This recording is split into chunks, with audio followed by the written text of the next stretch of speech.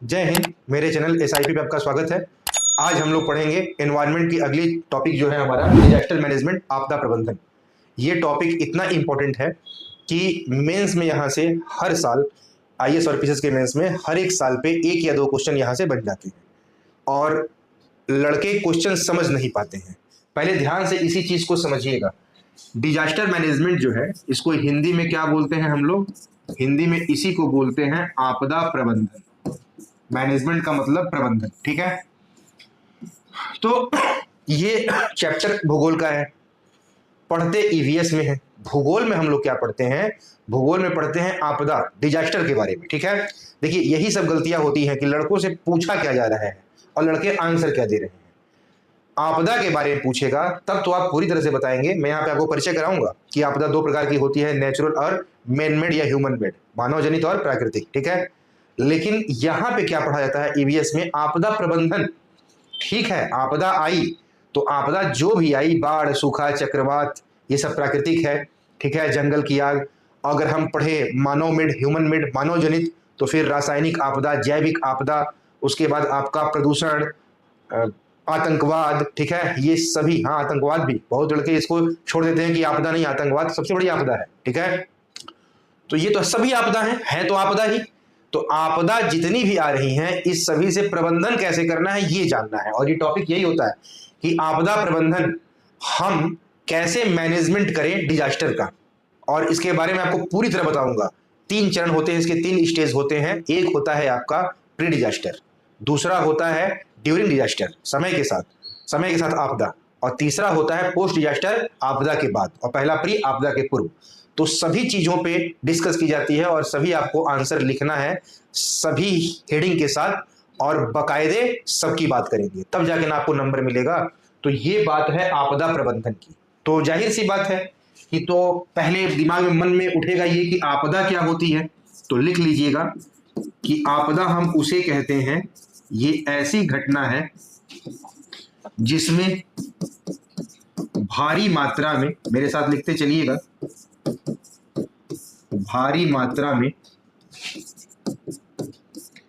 जान और माल की हानि होती हो या हानि हो।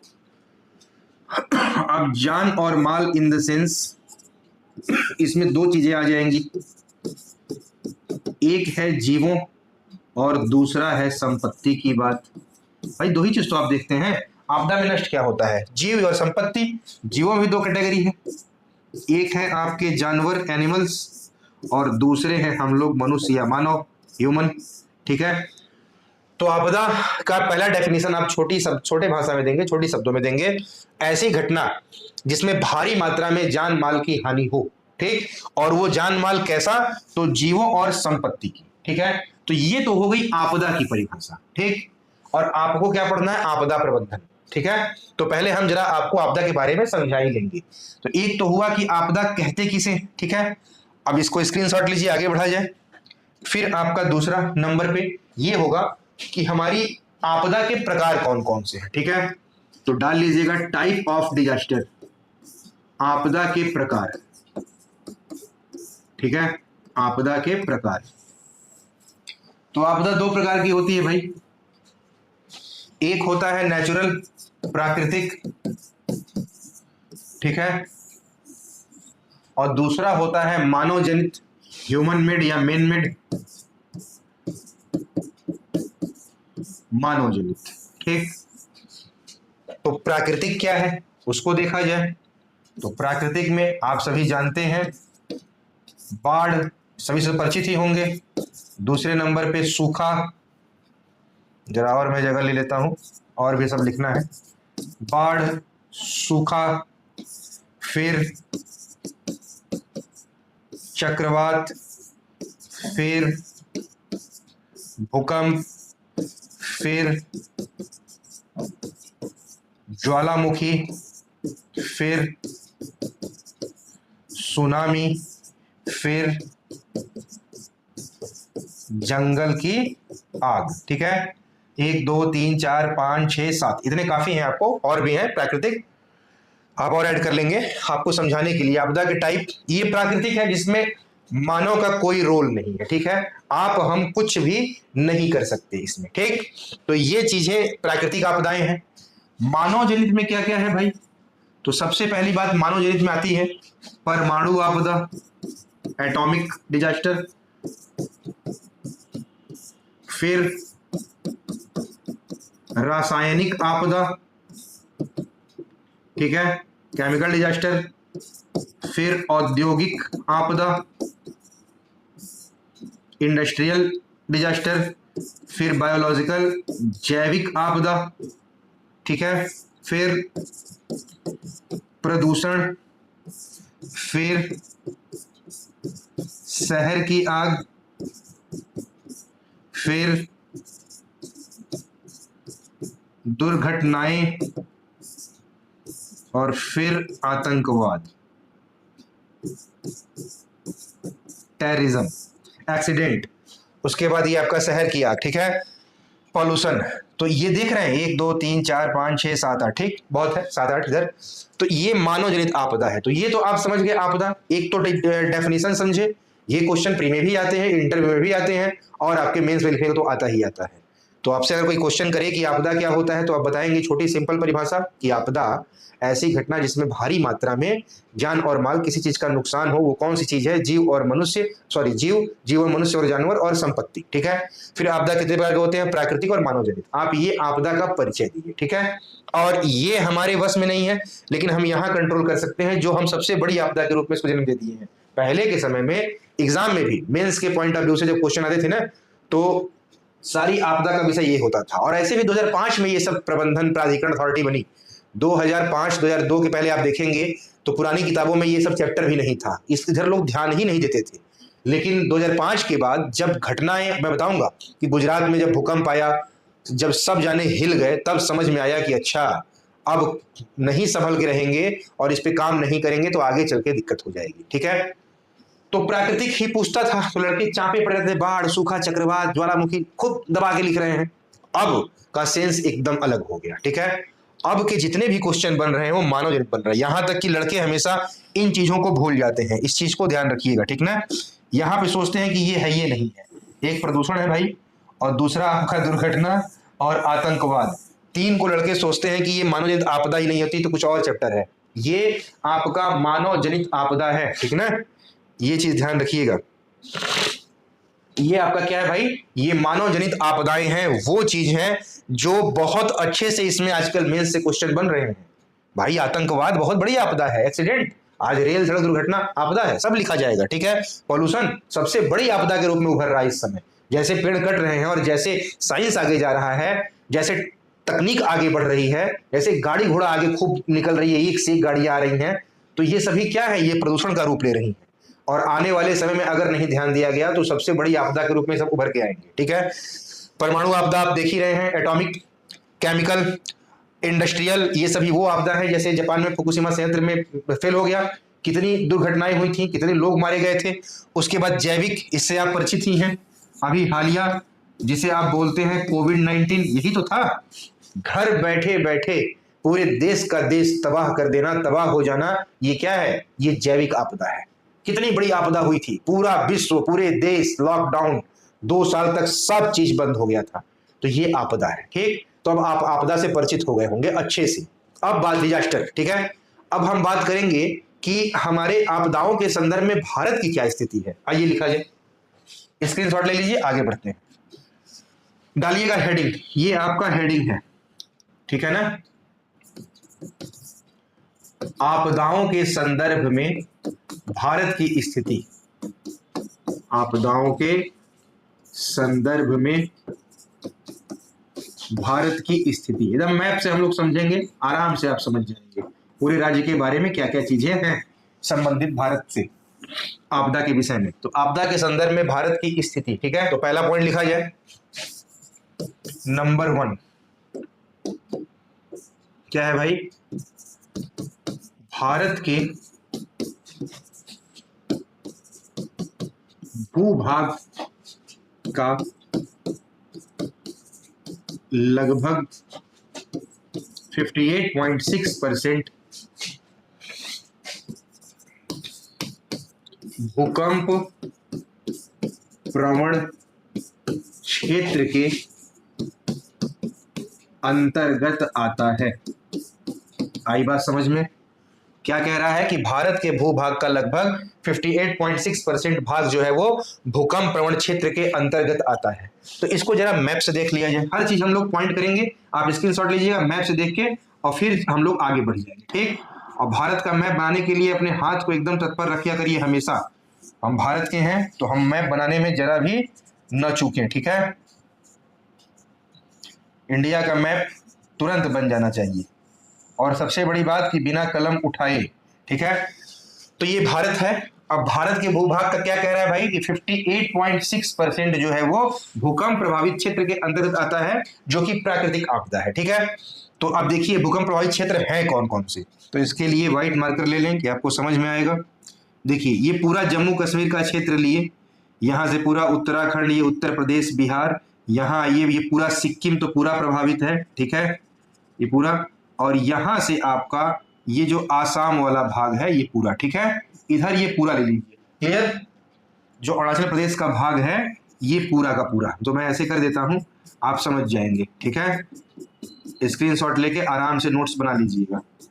ये सब सिक्किम तो पूरा रहेंगे, तो सिक्किम समझिए पूरा, ये असम, अरुणाचल प्रदेश सब, ये पूरा भूकंप प्रभावित क्षेत्र कितना 58.6। और फिर आपका ये जो गुजरात वाला बेल्ट है ना ये पूरा, ये भी भूकंप प्रभावित क्षेत्र के अंतर्गत आता है।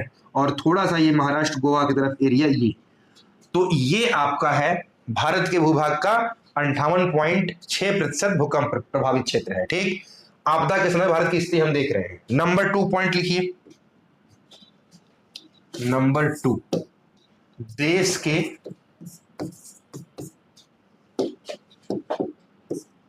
68% भाग में, ठीक है, 68% भाग जो है वो कभी भीषण और कभी हल्का, ठीक। क्या देखने को मिलता है, कभी भीषण कभी हल्का, तो ये है आपका सूखे की स्थिति। देश के 68% भाग ऐसा है जहां कभी भीषण कभी हल्का, मतलब एक तरह नहीं कह सकते, कभी भीषण कभी हल्का सूखे की स्थिति रहती है। और ऐसा क्यों होता है, क्योंकि ये अपेक्षाकृत, क्योंकि लिख लीजिएगा, ये अपेक्षाकृत कम वर्षा वाले क्षेत्र हैं, ठीक है, ये चीज। अब इसको हम इंडियन मैप से देखें, भारत के मैप से यही बना लिया जाए, हर चीज को दर्शाते हुए चला जाएगा तो एकदम चीजें आसान हो जाएंगी, ठीक ना।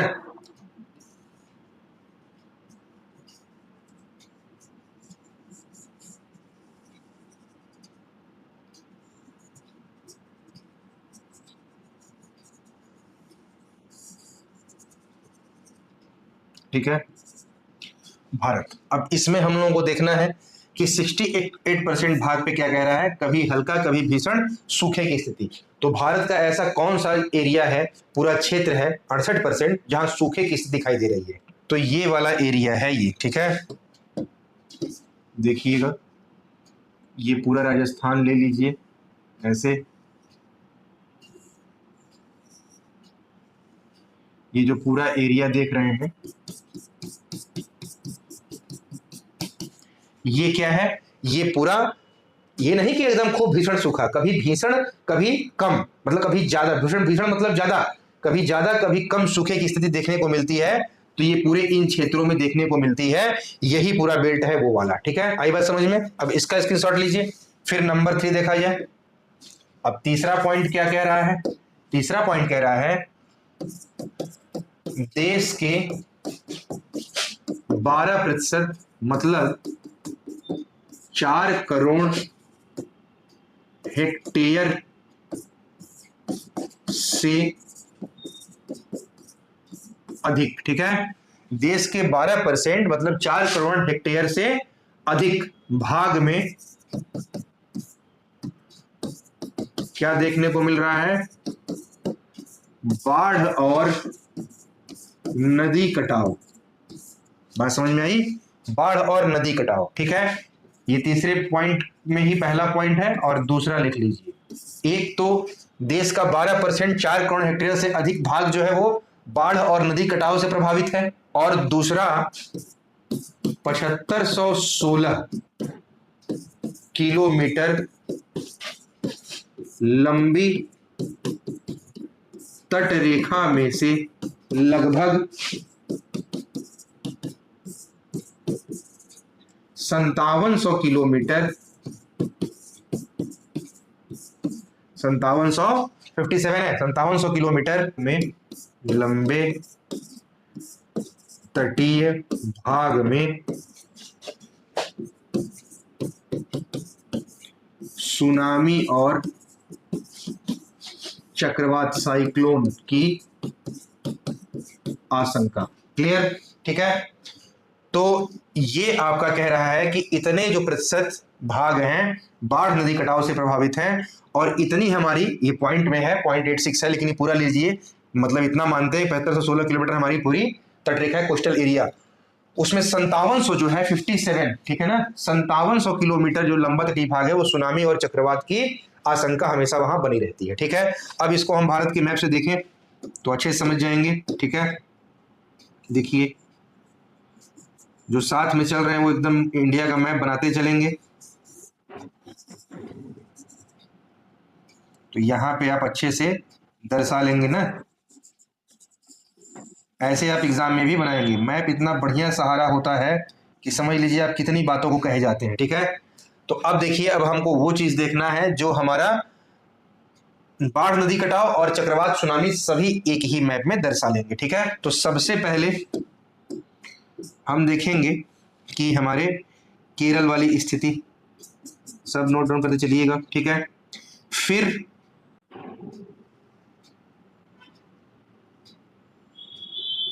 आप राजस्थान और ये पूरा गुजरात पकड़े चलिए, यूपी बिहार और सीधे असम वाला एरिया, और फिर इधर वेस्ट बंगाल उड़ीसा और आंध्र प्रदेश, ठीक है।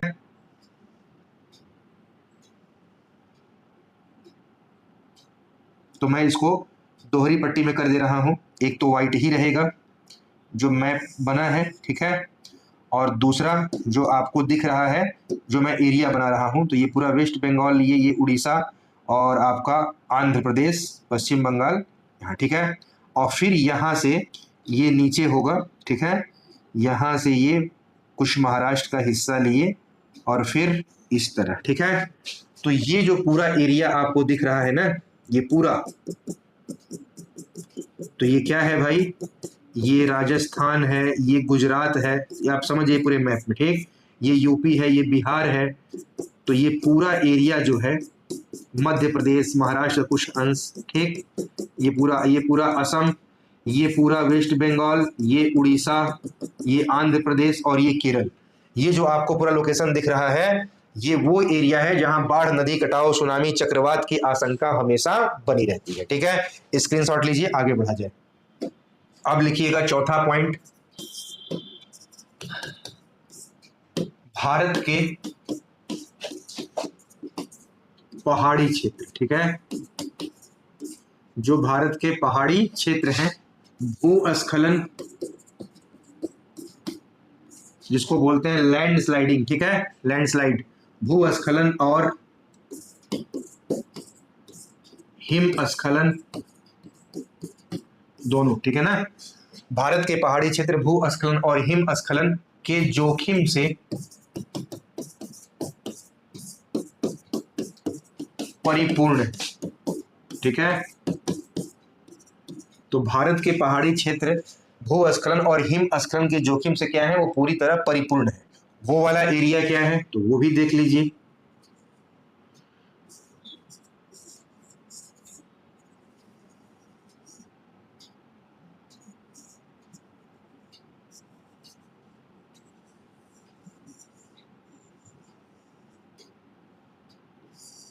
ठीक है, तो देखिए पहाड़ी क्षेत्र में तो आपको सीधे दिमाग में आएगा पूरा ये जम्मू कश्मीर और ये वाला पूरा एरिया, आप उत्तराखंड ये सभी ले लीजिए। तो यहाँ पे आप ये पूरा उत्तराखंड वाला एरिया हो गया, और फिर ये सिक्किम से लिए ये अरुणाचल प्रदेश असम वाला बेल्ट, और फिर ये आपका मेघालय मणिपुर मिजोरम त्रिपुरा वाला, ठीक है।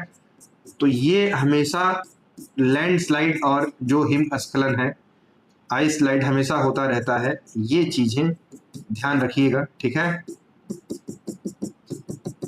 ये ठीक, और कुछ एरिया हल्का सा इधर भी मान लीजिए ये भी है, ठीक, छोटा मोटा, ठीक है।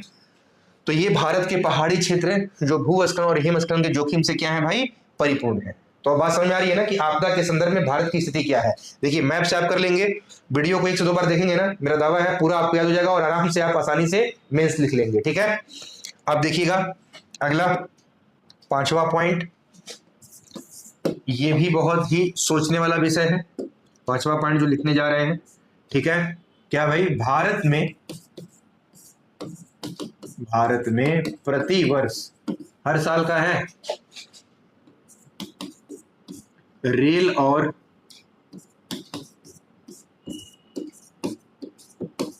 सड़क दुर्घटनाओं में, रेल और सड़क दुर्घटनाओं में मरने वालों की संख्या, मरने वालों की संख्या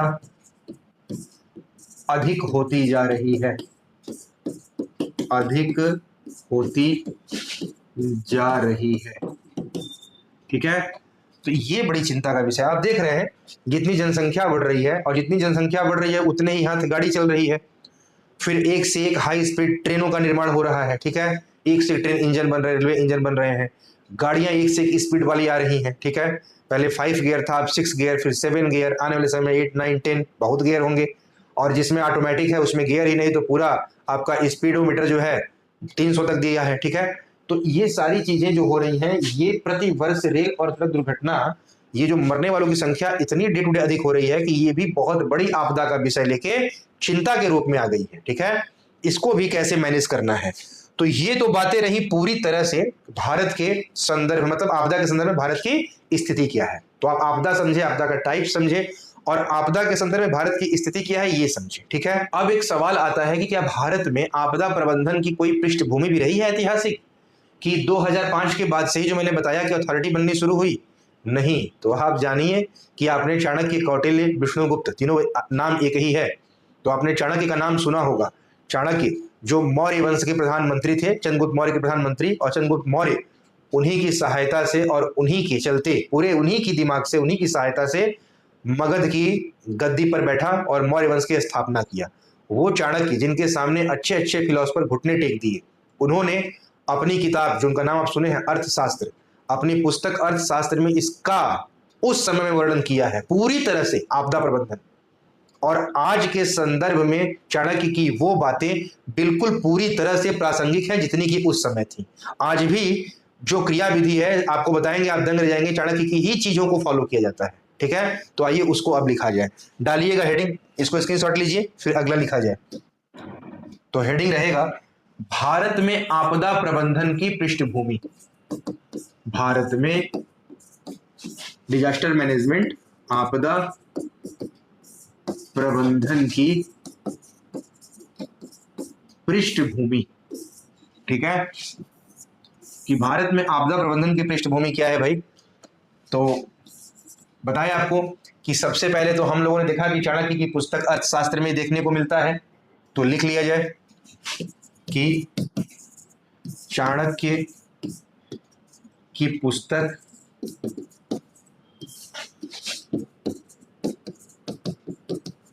अर्थशास्त्र में आपदा प्रबंधन का वर्णन है, आपदा प्रबंधन का वर्णन देखने को मिलता है, ठीक है। तो इन्होंने भाई क्या बात कही, चाणक्य ने अपने अर्थशास्त्र में आपदा प्रबंधन, आपदा का प्रबंधन कैसे करना है, वो कुछ पॉइंट है जो सारे पॉइंट हम लोग लिखेंगे। तो नंबर 1 पॉइंट क्या बोले चाणक्य जी, उस समय में लिखे अपनी किताब में कि ग्रीष्म ऋतु में भोजन इत्यादि को पकाने में, भोजन इत्यादि को पकाने में जो आग है ना, अग्नि का जो उपयोग है वो घर से बाहर किया जाना चाहिए। देखिए बुद्धिमानी कि ग्रीष्म ऋतु में भोजन इत्यादि को पकाने में जो अग्नि का उपयोग है वो घर से बाहर किया जाना चाहिए। आप देखे होंगे पहले जो होता है ना पुआल, पूरा जिसे गांव में बोलते हैं, उसी से लोग पूरा घर बनाते थे और ये घरों की डिजाइन रहती थी और ये फाटक, और घर ऐसे ही होते थे, ठीक ना, एकदम सटे सटे। तो सभी लोगों के घर एकदम सटे सटे होते थे और सभी बांस बल्ली और पुआल से बने हैं, ठीक। ये सभी घर ऐसे आप देखे होंगे, ऐसे ही था। तो ग्रीष्म ऋतु में भोजन इत्यादि को पकाने में अग्नि का उपयोग घर से बाहर करिए, तुरंत आग पकड़ेगा। सबसे बड़ी बात कि आग ही एक पकड़ेगा तो एक घर थोड़ी जलेगा, सब पास में है, पूरा का पूरा गांव जल जाएगा। तो आपदा प्रबंधन से बचाने के लिए चाणक्य पहले क्या उपदेश दिए और लिखे कि गर्मी के मौसम में, गर्मी में ऐसे भी आग पकड़ लेती है, तो गर्मी के मौसम में भोजन की पका रहे हैं तो अग्नि का उपयोग घर से बाहर करिए, पहली बात। नंबर 2 क्या बोले, कहे कि आग जलाइए बाहर, लेकिन दोपहर में इन्होंने सख्ती से आग जलाने की मनाही की। दोपहर में आग जलाने की मनाही। दोपहर में कोई खाना पीना जैसी चीजें आप मत पकाइए, बनाइए ही मत। तो दोपहर में आग जलाने की मनाही। नंबर 3, अब अगर आग लग जाए तो आग को रोकने के लिए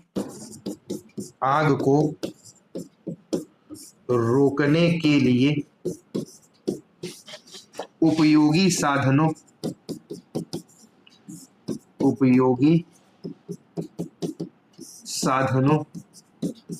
जैसे पानी के घड़े, ध्यान से बात को समझिएगा, पानी के घड़े, ठीक है, फिर कुल्हाड़ी, फिर सीढ़ी, फिर लंबा लठ इत्यादि का प्रयोग किया जाना चाहिए और इसको अपने पास रखना चाहिए। आग को रोकने के लिए उपयोगी साधन पानी का घड़ा, कुल्हाड़ी, सीढ़ी, लंबा लठ। अब देखिए कितनी बड़ी बात है। आज आप देखते होंगे जो फायर ब्रिगेड की बस आती है ना, जो आग जलाने के लिए, वो बस अगर ऐसे है तो ये बस है, ठीक है, और बस में ऐसी ही लंबी सीढ़ी आप देखते हैं लगी रहती है। क्यों भाई? उस बस में लंबी सीढ़ी लगी रहती है, आग से जो लोग आग से झुलसे हुए हैं, जो अभी जिंदा हैं, उनको पकड़ पकड़ के सीढ़ी को लंबी जाती है, बचा के निकाला जाए। उसके बाद वो लोग भी कुल्हाड़ी रखते हैं, जहां कांच शीशा है मार के तुरंत फोड़ देंगे, ठीक है। और पानी का घड़ा, उस समय चाणक्य कह रहे हैं पूरा ये क्या होता है, पूरा का पूरा पाइप लगा रहता है मोटा, जिसमें से पानी की बूंदे एकदम फोर्स में पानी पूरा निकल रहा है, पानी पूरा मारे, फिर कुल्हाड़ी मारे, सीढ़ी लगाए, और फिर लंबा लठ, जहां पे जिस चीज को मार के और बढ़िया दरवाजा वगैरह तोड़ना है तो उसका भी उपयोग, समझ रहे हैं ना। तो देखिए चाणक्य उस समय बोल रहे हैं कि पानी घड़ा हो भाई, आग लगे बुझा देंगे, ठीक है। कुल्हाड़ी हो कि उस समय एरिया जो अगर जुड़ा हुआ है तो जल्दी से इतने तक काट दिए, अलग कर दिए बांस को, पुआल को, इधर से घर बच गए, 2 ही घर जल पाए। अगर पानी से बुझा ही रहे हैं तो आग फैली नहीं, आपदा जितनी आनी थी उतनी आई नहीं, ठीक है, मैनेज कर लिए। सीढ़ी पहले भी चाणक्य के समय में या तो अपने निकलने के लिए आग लगी तो, या तो कोई फंसा है तो उसको बचाने के लिए, फिर वही लंबा लठ मार के तोड़ने के लिए, हर चीज को अलग करने के लिए, ये सब का प्रयोग। चाणक्य ने आपदा प्रबंधन के बारे में सोचिए उस समय कितनी बड़ी बात कही, ठीक है।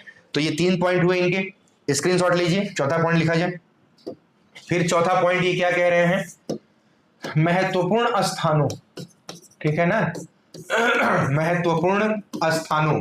वो महत्वपूर्ण स्थान जैसे, महत्वपूर्ण स्थान में क्या है भाई, जितने चौराहे हैं, बाजारों, ठीक है, अश्वशालाओं का मतलब जहां घोड़े रहते हैं, ठीक है ना, अश्वशाला। तो महत्वपूर्ण स्थान जहां पे चौराहा हो, जहां जहां भीड़ है, ठीक है, जहां बाजार है, जहां अश्वशालाएं हैं, वहां पे पानी से भरे 1000 घड़े, पानी से भरे, थोड़ा मोड़ा नहीं, 1000 घड़े, और वो भी हर समय उपस्थित रहें या उपस्थित हों, ठीक है। ये पॉइंट कहा उन्होंने। फिर 5वां नंबर लिखिए, वर्षा ऋतु में जो नदी किनारे ग्रामवासी बसते थे ना, तो वर्षा ऋतु में नदी किनारे बसे ग्रामवासियों को लकड़ी और बांस के बेड़े बताते हैं, लकड़ी और बांस के बेड़े और नाव की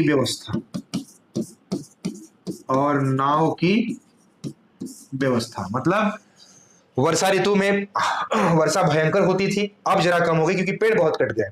बारिश पहले बहुत होती थी, तो वर्षा ऋतु में नदी किनारे जितने भी बसे ग्रामवासी हैं उनको हमेशा हमेशा हर पल लकड़ी की व्यवस्था करनी चाहिए, बांस के बेड़े, जो बांस के बेड़े बनाते हैं तैर जाए, ठीक है, पार कर जाए नदी से उस नदी, ठीक, या बाढ़ में पार कर जाए, और नाव की व्यवस्था ये सब पहले ही कर लेनी चाहिए। और सब बात कौन कह रहा है? ये सब चाणक्य अपनी पुस्तक अर्थशास्त्र में लिखे हैं, ठीक है। फिर क्या भाई, फिर छठवां पॉइंट लिखिए, देख लीजिए चाणक्य उस समय आपदा प्रबंधन की बात कहे थे।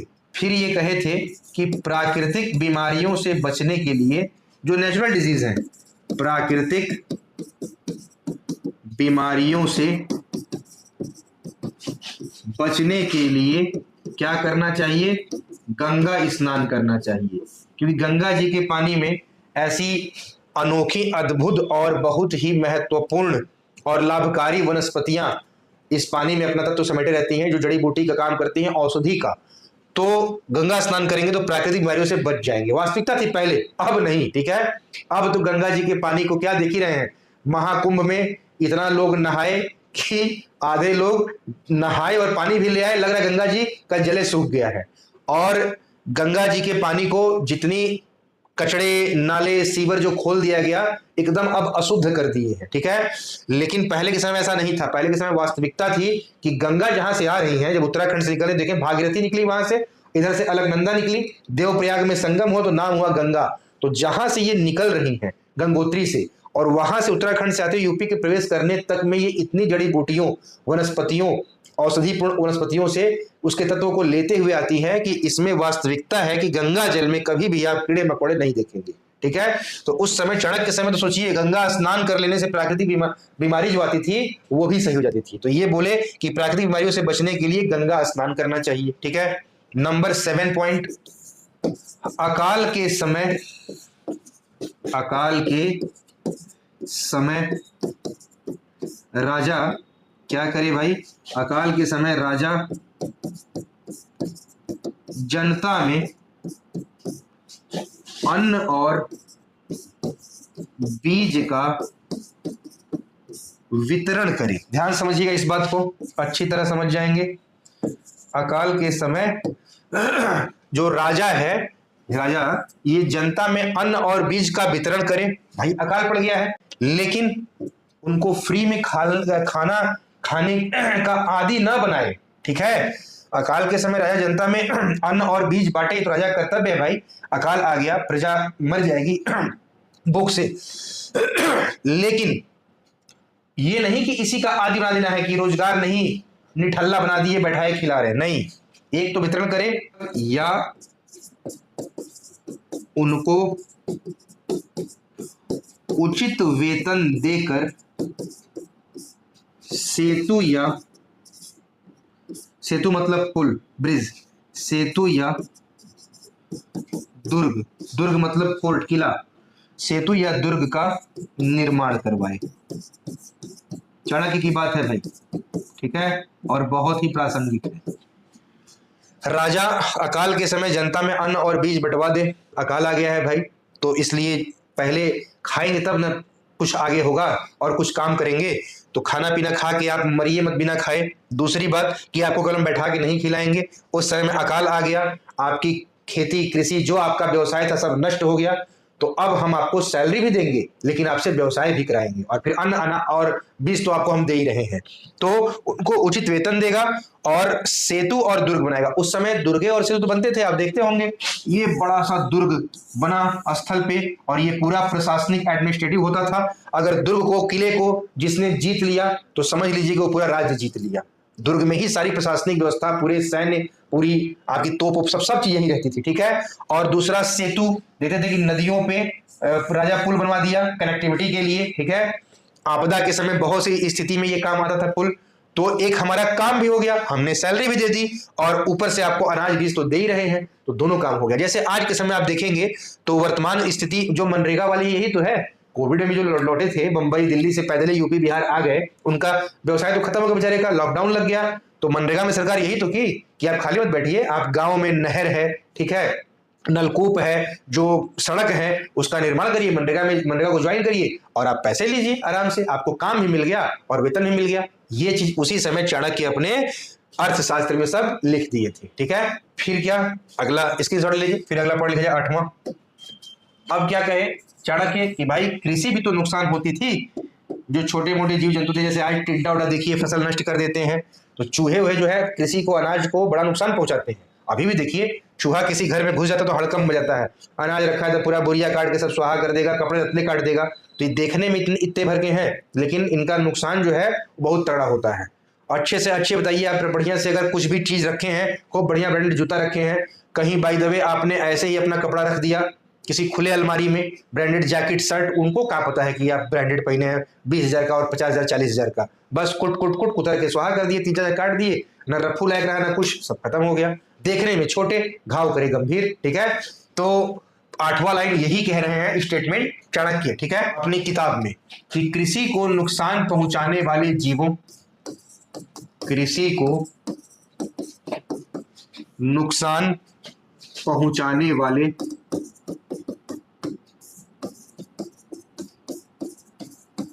जीवों, ठीक है, जैसे किसी को नुकसान पहुंचाने वाले जीवों जैसे चूहों, ठीक है, इत्यादि को नियंत्रित करने के लिए, चूहों इत्यादि को नियंत्रित करने के लिए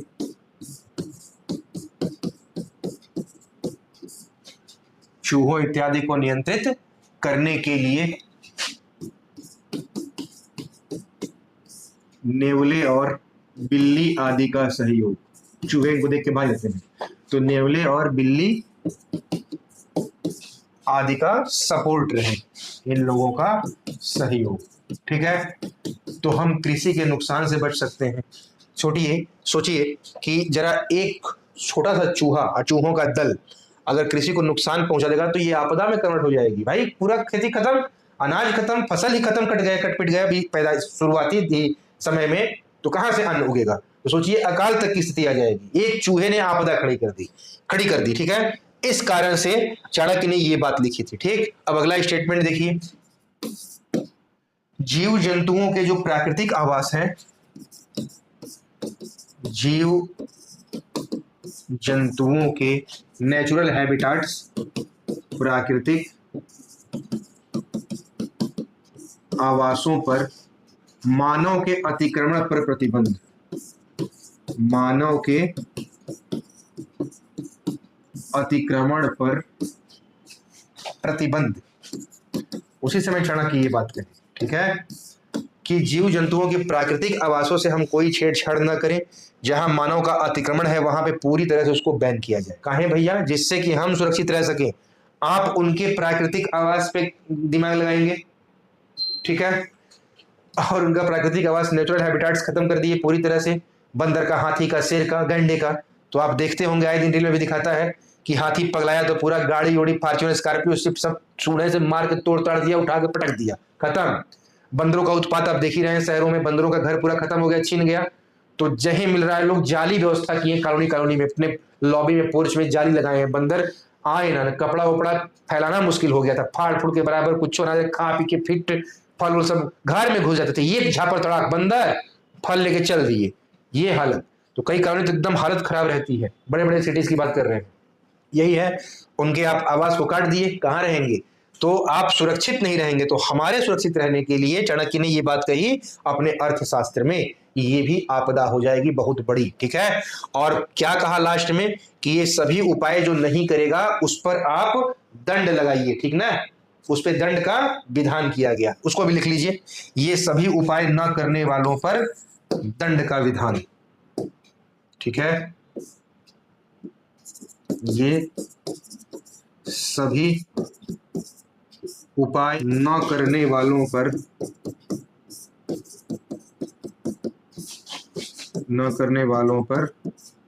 दंड का विधान, ठीक है, उन पे दंड लगाया जाए अगर ये सभी उपाय को जो फॉलो नहीं करता है, ठीक है। और अगर हम प्रेजेंट टाइम की बात कर ले लास्ट पॉइंट को लेके, तो प्रेजेंट टाइम की बात आपको झलक देखने को मिलेगी।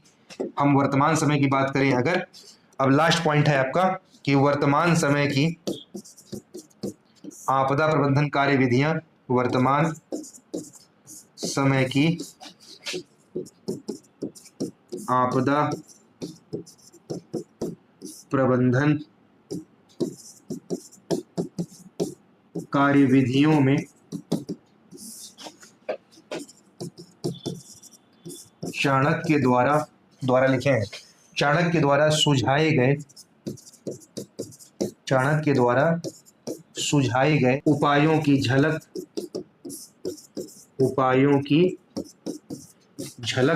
स्पष्ट देखने को मिलती है, स्पष्ट देखने को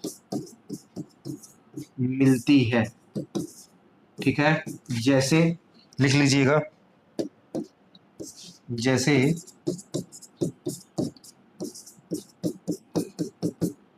मनरेगा और फायर ब्रिगेड, बाकी तो ईटीसी बहुत है, ठीक है। तो मनरेगा और फायर ब्रिगेड जिसका मैंने आपको एग्जांपल भी दिया, तो आप देख रहे हैं कि प्रेजेंट टाइम में आपदा प्रबंधन कार्यविधि जो है वो चाणक्य के द्वारा जो सुझाए गए उपाय थे उसकी झलक हमको स्पष्ट देखने को मिल रही है, और मनरेगा फायर ब्रिगेड में आप स्पष्ट देख पा रहे हैं।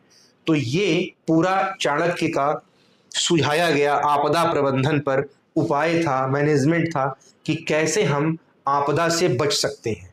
और आप देखिए कि हमारा क्वेश्चन भी बन जाता है, यही तो ऐसा क्वेश्चन पूछ रहे हैं कि क्या भारत में आपदा प्रबंधन की ऐतिहासिक पृष्ठभूमि देखने को मिलती है, और अगर देखने को मिलती है तो कहां पर इसकी आप स्पष्ट विवेचना कीजिए। और या तो आपको पूछ देगा कि पुरातन से आधुनिकतम तक, ठीक है, मतलब एंशिएंट टू मॉडर्न आपदा प्रबंधन के बारे में आप पूरी तरह समझाइए, ठीक है, कि वहां से लेके अभी तक कितनी बातें मतलब उनमें सिमिलरिटी है या कुछ अंतर है। ऐसे कई क्वेश्चन बनेंगे आपको जोड़ के, तो ये चीज पहले आपको समझना जरूरी था। ये चैप्टर बहुत बड़ा है, ये आपका पूरा टॉपिक मैं 3 से 4 वीडियो में खत्म करूंगा। आज एक हो गया तो मतलब 2-3 वीडियो और रहेगी, तो ये पूरा टॉपिक खत्म होगा। डिजास्टर मैनेजमेंट एक बहुत बड़ा टॉपिक है, ठीक है। और जब इसको आप कर लेंगे ना तो आप निश्चिंत रहिए कि मेंस में एकदम 1 से 2 क्वेश्चन आपको आराम से कर ले जाएंगे, और प्रीलिम्स में भी इसके क्वेश्चन में आपको कोई दिक्कत नहीं होगी। प्री में भी आते हैं, इससे इतना फायदा एक टॉपिक से सोचिए। और उसके बाद आपके इंटरव्यू में भी क्वेश्चन आपको देखने को मिलेंगे इसी टॉपिक से। आप इसका स्क्रीनशॉट ले लीजिए, ठीक है, और इंटरव्यू में आपको देखने को मिलेंगे तो भी आप बता देंगे। क्योंकि बहुत बार क्या होता है, लड़के फंस जाते हैं, पूछा जा क्या रहा है, बता क्या रहे हैं। आपदा प्रबंधन पूछ रहा है, टॉपिक पूरी तरह से आपका इन्वायरमेंट का है, ठीक है, पर्यावरण का, और आपसे आपदा प्रबंधन पूछा गया और आप बता रहे हैं आपदा के बारे में, ठीक है, तुरंत नंबर कट जाएगा, तुरंत गलत आपको कह जाएगा। आपको इंटरव्यू क्वेश्चन रहेगा तो आपको तुरंत कह देंगे नहीं आप तो गलत बता रहे हैं, ठीक है। तो ये चीजें भी ध्यान रखनी है कि हमसे पूछा क्या जा रहा है। छोटे छोटे वर्ड में बहुत बड़ा बड़ा अर्थ छुपा रहता है, ठीक है। इसीलिए लड़के हमेशा आपदा प्रबंधन को आपदा समझ लेते हैं। डिजास्टर अलग है, मैनेजमेंट अलग है। जो मैंने पढ़ाया ये पूरा क्या है, डिजास्टर मैनेजमेंट। अभी तो केवल सड़क की बात बताई, अभी मैं आपको पूरा बताऊंगा कि आपदा प्रबंधन क्यों है, मतलब हमको इसकी नीड ऑफ डिजास्टर मैनेजमेंट, क्यों इसकी जरूरत है, क्यों आवश्यक है, आपदा प्रबंधन क्यों। तो सबसे पहला पॉइंट बताएंगे आप कि संकट का सामना करने के लिए, संकट पर, दूसरा संकट पर काबू करने के लिए, और तीसरा समाधान ढूंढने के लिए। ये मैं आपको अगले चैप्टर पढ़ाऊंगा। आज की वीडियो यही समाप्त करते हैं, क्योंकि टॉपिक ये आपका वीडियो बहुत बड़ा हो जाएगा, तो फिर आप उब जाएंगे। पार्टीशन में करेंगे तो आपको भी इंटरेस्ट बना रहेगा और आपके सब कंप्लीट हो जाएंगे। आपको लिखने का मन हो तो लिख भी सकते हैं, या आप स्क्रीनशॉट लेके बाद में नोट्स बना लेंगे, ठीक है। तो मैं आपको अगले टॉपिक में पूरा बताऊंगा कि नीड ऑफ डिजास्टर मैनेजमेंट, और तब बताएंगे कि आपदा आती है तो फिर डिजास्टर आया तो हमने क्या किया, फिर तुरंत उसको क्या करते हैं, अनुक्रिया करते हैं, रिस्पॉन्स करते हैं, फिर क्या करते हैं, पुनरुत्थान करते हैं, रिकवरी करते हैं, फिर क्या करते हैं, डेवलपमेंट करते हैं, विकास करते हैं, फिर क्या करते हैं, न्यूनीकरण मिटिगेशन करते हैं, फिर क्या करते हैं, तैयारी करते हैं कि अब ऐसी आपदा, प्रिपेयर्डनेस की, अब ऐसी आपदा है तो कैसे बचें।